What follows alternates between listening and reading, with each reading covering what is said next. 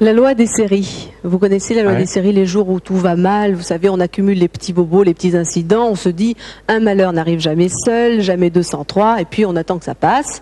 Il y a des coïncidences, incontestablement. Mais ces coïncidences sont-elles seulement le fruit du hasard ou bien ont-elles une signification? Dans ce cas-là, le phénomène s'appelle, le mot est un peu barbare, la synchronicité. Vous voulez sûrement un exemple?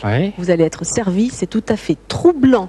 Les coïncidences dans la vie de deux personnages clés de l'histoire des États-Unis, Abraham Lincoln et JF Kennedy.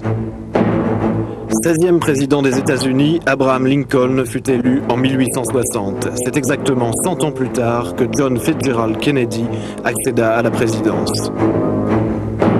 Ils furent tous deux assassinés un vendredi en présence de leurs épouses qui, toutes les deux, ont perdu un enfant durant leur séjour à la Maison-Blanche.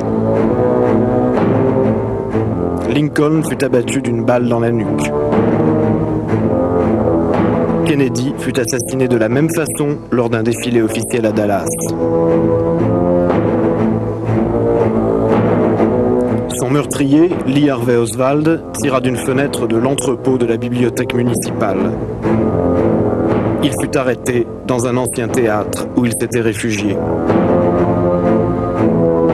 Lincoln fut tué dans un théâtre et son assassin, John Wilkes Booth, s'enfuit dans un entrepôt où la police le retrouva. Booth, l'assassin de Lincoln, est né en 1839. Oswald, l'assassin de Kennedy, est né en 1939. Les deux meurtriers ont été abattus avant d'être jugés. Refusant de se rendre, Booth fut tué par la police. Oswald fut assassiné par Jack Ruby lors de son transfert de prison. Les successeurs des deux présidents se nommaient tous deux Johnson. Andrew Johnson et Lyndon Johnson étaient originaires du sud des États-Unis.